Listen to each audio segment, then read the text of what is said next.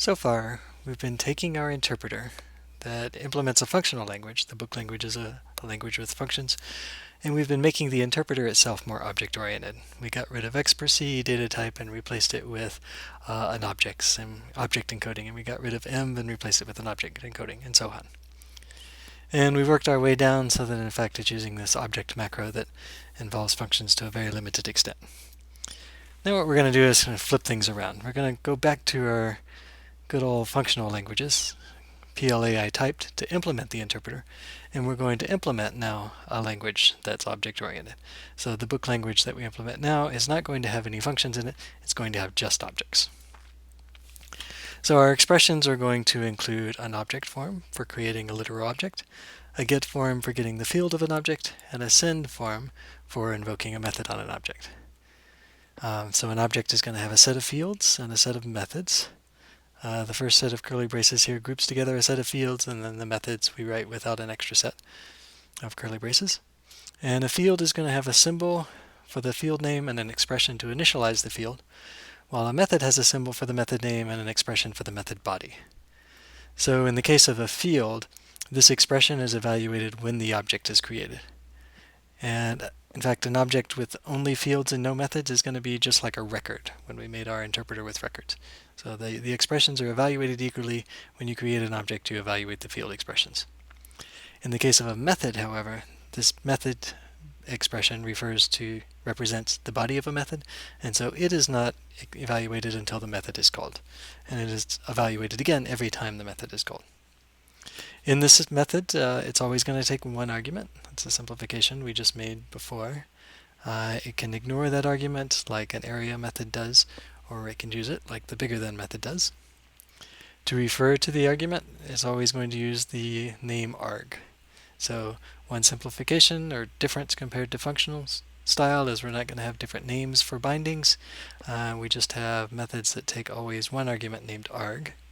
Methods can't be nested, so there's no problem with trying to reach an outer method. And also we'll use the keyword this to access the enclosing object in the method. Arg and this cannot be used in a field to refer to the enclosing message. If you use them here, that's really referring to outside of the object, and you'll see what I mean in some of the examples in a minute. So I haven't filled out the full expression grammar yet, but we can look at a few things. This is an expression that matches the grammar. It's object with two fields, an x field and a y field, where the initial value for x is 1 and the value for y is 2. Here's the same thing, it's just that this time I'm computing the value for y through an arbitrary expression, so that will get evaluated when we create the object. And again, we'll have an object with two fields, x and y, whose values are 1 and 2. Those two objects have no methods in them. Neither does this one, so this is an object with x and y. If I use get on that object to get the x field, then I'm going to get a 1 out. Okay, so object creates a literal object. Get wants an object as the result of its expression, and then this is always a name of a field, so we look up x from that object. Here finally is an object with a method. We have 0 fields in this case, and we have one method after that called inc for increment, which implicitly takes one argument, and that argument is named arg, so it adds 1 to its argument. And if we take that object and use send to call its method, to call the increment method, passing in a 2, then 2 becomes arg and we get a 3 out. Here's an object with two methods, increment and decrement. And here is an object with two fields, x and y, and one method, mdist, short for Manhattan distance. So this is like a point with x and y values, and the Manhattan distance from the origin is you add x to y.